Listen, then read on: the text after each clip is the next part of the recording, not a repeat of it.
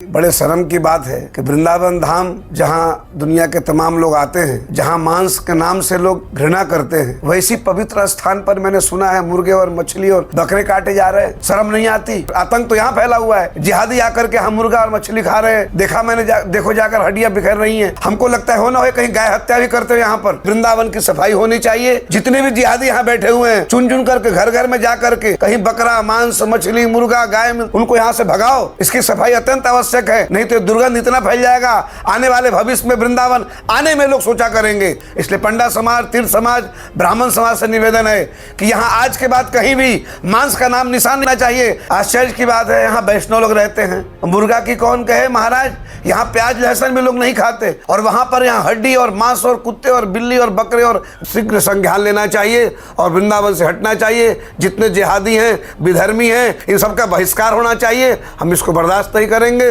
वृंदावन वासियों से अपील है कि हम सब एकजुट होकर के इसका शीघ्र इसका निदान करें। भैया, ब्रह्मा की सृष्टि में राक्षस, दानव और मानव दोनों आए। ये राक्षस कभी किसी के हो नहीं सकते।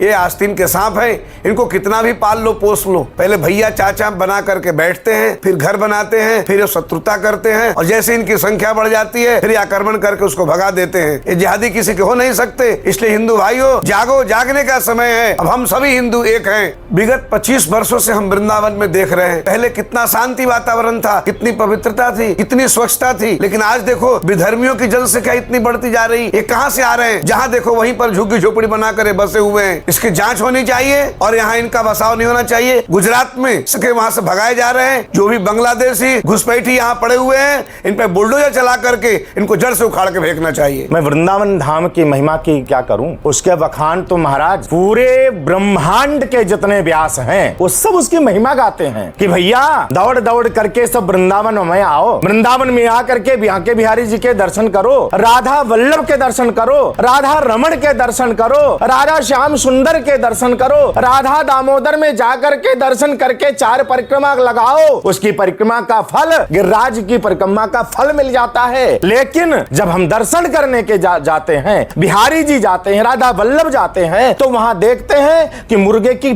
कटी हुई टांगे पड़ी हुई हैं, उसके पैर पड़े हुए हैं। ये क्या है? यही धाम की महिमा है। हम क्या इसी की महिमा गाएं? बड़े बड़े वृंदावन के संगठन, बड़े बड़े महापुरुष, बड़े बड़े संत, बड़े बड़े महाराज इसके यहाँ पर महापुरुष पड़े हुए हैं, इसकी महिमा गाते हैं। यही महिमा है। कैसे दर्शन होगा जब महाराज उल्टे सीधे ये सब अराजक चीजें जब देखेंगे, इन नेत्रों से देखेंगे जहां ठाकुर जी का दर्शन करते हैं? क्रोध नहीं आएगा, हृदय में जलन नहीं होगी, हमें परेशानी नहीं होगी। मैं समस्त संगठनों से निवेदन करता हूं, भैया इस वृंदावन धाम की महिमा को बचा लो, इसको संवार लो। हृदय में बड़ा क्रोध उत्पन्न हो रहा है, लेकिन वृंदावन की धाम के बड़े बड़े संगठनों से मैं निवेदन हाथ जोड़ करके करता हूं।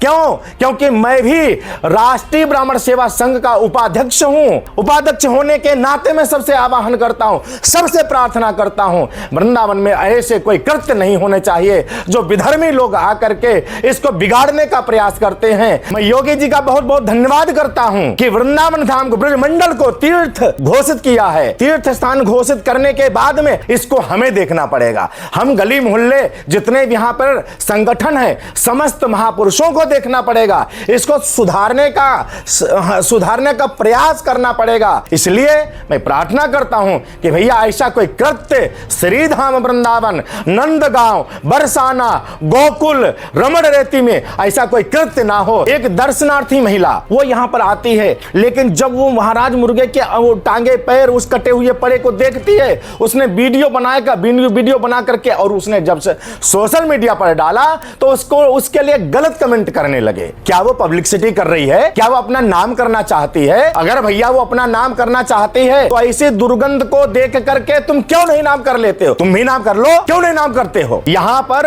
ऐसे वैष्णव लोग रहते हैं जो महाराज भजन करते हैं, नाम नहीं जानते हैं लहसुन का, प्याज का नाम नहीं जानते हैं। लेकिन आजकल विधर्मी लोग आकर के मुर्गा बेच रहे हैं, बकरा बेच रहे हैं। क्या धाम की महिमा यही है? एक जगह को तो छोड़ दो, श्री धाम वृंदावन को तो छोड़ दो मेरे भाई, इसको बचा लो। मैं शासन और प्रशासन से प्रार्थना करता हूं, मैं निवेदन करता हूं, ऐसे लोगों के, विधर्मियों के जांच होनी चाहिए। यहां पर कोई ऐसा कृत्य ना हो जिससे गलत संदेश जाए। हमें ऐसा लग रहा है कि श्री धाम वृंदावन में ब्रज 84 कोस में भी घुसपैठिए बैठे हुए हैं। इनको तत्काल यहाँ की जांच करके और इनको यहाँ से बाहर निकाला जाए।